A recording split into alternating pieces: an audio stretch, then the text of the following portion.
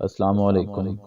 شروع اللہ کے نام سے جو بڑا مہربان نہایت رحم کرنے والا ہے۔ Adnan Chaudhry Yazmani official YouTube channel میں خوش آمدید۔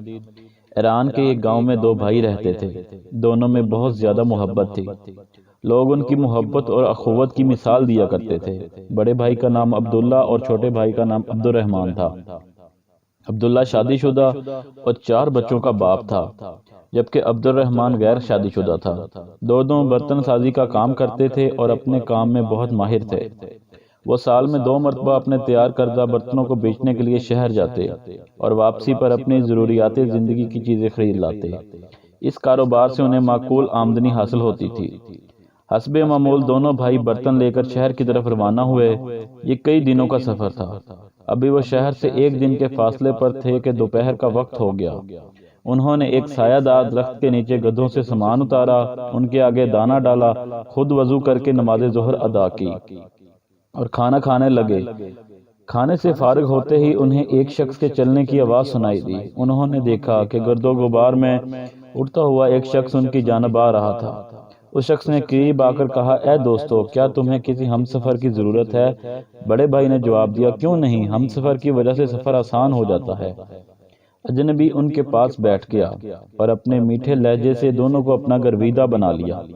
کچھ دیر آرام کے بعد سفر دوبارہ شروع ہوا۔ دوران سفر اجنبی نے بڑے بھائی کو اکیلے پا کر اس سے حال حوال دریافت کیا اور باتوں باتوں میں پوچھا کہ سامان بیچنے کے بعد کیا تم دونوں برابر تقسیم کرتے ہو؟ جواب میں بڑے بھائی نے کہا، ہاں، ہم برابر تقسیم کرتے ہیں۔ اجنبی نے کہا، دیکھو میاں، تم بال بچے والے ہو، تمہارا حق زیادہ بنتا ہے اور محنت بھی تم زیادہ کرتے ہو۔ چھوٹا تو اکیلا ہے، کیا تم نے کبھی اس پہلو سے بھی سوچا ہے؟ اس طرح اجنبی نے بڑے بھائی کے دل میں وسوسہ پیدا کر دیا۔ انہوں نے دل میں عہد کر لیا کہ اس دفعہ وہ زیادہ حصہ لے گا۔ اجنبی نے اسی طرح موقع پا کر چھوٹے بھائی سے پوچھا، سامان بیچنے کے بعد تم دونوں برابر تقسیم کرتے ہو؟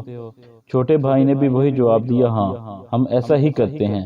اجنبی نے کہا، میاں، تمہاری ابھی شادی ہونی ہے، گھر بننا ہے اور آمدنی کی تقسیم میں تم گھاٹے میں رہتے ہو اور کام کاج بھی زیادہ کرتے ہو۔ بڑا بھائی تو اپنے بچوں میں مصروف رہتا ہے، اس طرح تمہارا گھر کیسے بنے گا؟ شادی کے اخراجات کہاں سے آئیں گے؟ چھوٹا بھائی بھی وسوسوں کا شکار ہو گیا اور کھچا کھچا رہنے لگا۔ اجنبی کے سائے کی طرح کبھی چھوٹے بھائی کے کان بھرتا تو کبھی بڑے بھائی کے کان بھرتا۔ شہر پہنچنے کے بعد سامان بہت اچھے داموں فروخت ہو گیا۔ ضروری خریداری کرنے کے بعد دونوں بھائی جامعہ مسجد میں جمعۃ المبارک کی نماز پڑھنے لگے۔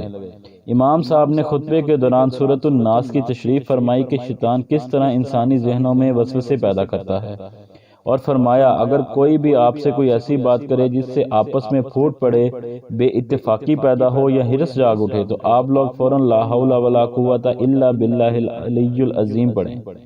اس طرح وہ شیطانی وسوسہ فوراً غائب ہو جائے گا۔ دونوں بھائیوں کی سمجھ میں بات آ گئی۔ مسجد کے باہر انہوں نے اپنے دلوں کو ٹٹولا اور ایک دوسرے کے بارے میں غلط وسوسوں پر فوراً لا حول ولا قوت الا باللہ العلی العظیم پڑھا۔ اجنبی فوراً غائب ہو گیا۔ دونوں نے ایک دوسرے کو سب کچھ بتا دیا اور ایک دوسرے سے معافی مانگی۔ انہوں نے ایک دوسرے کو دل سے معاف کر دیا اور اللہ تعالیٰ کا شکر ادا کیا کہ امام صاحب کو ان کی رہنمائی کا ذریعہ بنایا۔ اس کے بعد وہ امام صاحب کی خدمت میں حاضر ہوئے اور ان کا بھی دل سے شکریہ ادا کیا، کیونکہ انہی کی بدولت وہ شیطان کی مکروہ چال سے بچ گئے تھے۔ اللہ ہم سب کا حامی و ناصر ہو، آمین۔ خدا حافظ۔